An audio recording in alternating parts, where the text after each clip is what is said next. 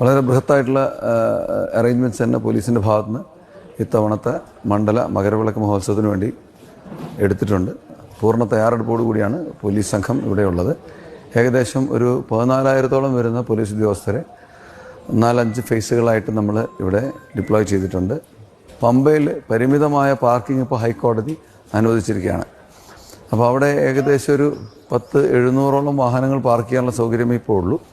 അപ്പോൾ അത് first come first serve ബേസിസിൽ ആദ്യം വരുന്ന ആളുകൾക്ക് കൊടുക്കാനും, പിന്നെ അവശരും പ്രായവാധികമുള്ളവരും കുട്ടികളുമായിട്ട് വരുന്ന ആൾക്കാരൊക്കെ ഉണ്ടെങ്കിൽ അവർക്ക് പ്രിഫറൻസ് കൊടുക്കാനും, സെൽഫ് ഡ്രിവൺ വെഹിക്കിൾസിന് പ്രിഫറൻസ് കൊടുക്കണം എന്നുള്ള നിർദ്ദേശത്തോടു കൂടിയിട്ടാണ് നമ്മൾ ഇപ്പോഴത്തെ അറേഞ്ച്മെൻറ്റ്സ് ചെയ്തിരിക്കുന്നത്. അപ്പോൾ നിലയ്ക്കൽ വെച്ച് തന്നെ അവർക്ക് എവിടെയാണ് പാർക്കിംഗ് എന്നുള്ള അവരെ അറിയിച്ച് കൊടുത്തിട്ട് ബാക്കിയുള്ളവർ അവിടെ പോയി പാർക്ക് ചെയ്ത് എന്തു തന്നെയാണെങ്കിലും ചെറുവാഹനങ്ങൾ മാത്രമേ, അതും ഫാസ്റ്റാഗുള്ള വാഹനങ്ങൾ മാത്രമേ പമ്പയിൽ അനുവദിക്കാൻ പാടുള്ളൂ എന്ന് ബഹുമാനപ്പെട്ട ഹൈക്കോടതിയുടെ നിർദ്ദേശമുണ്ട്. അത് കൃത്യമായി ഭക്തജനങ്ങൾ പാലിക്കണം.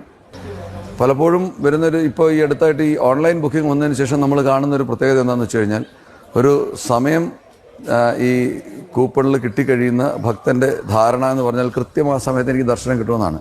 നമ്മൾ ആ തരുന്ന സമയം ഒരു ടെൻറ്റേറ്റീവായിട്ടുള്ള സമയമാണ്.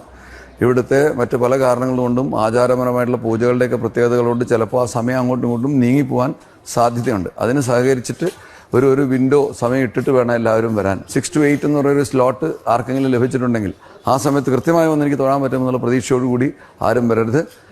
ഈ തീർത്ഥാടന കാലത്ത് എല്ലാവർക്കും സുഗമമായ സുഖദർശനം സാധ്യമാകാൻ വേണ്ടിയിട്ടുള്ള ഈ ഉദ്യമങ്ങൾക്ക് എല്ലാ തരത്തിലുള്ള സഹകരണം എല്ലാവരും തരണമെന്ന് ഇത്തരുണത്തിൽ ഞാൻ അഭ്യർത്ഥിച്ചുകൊള്ളുകയാണ്.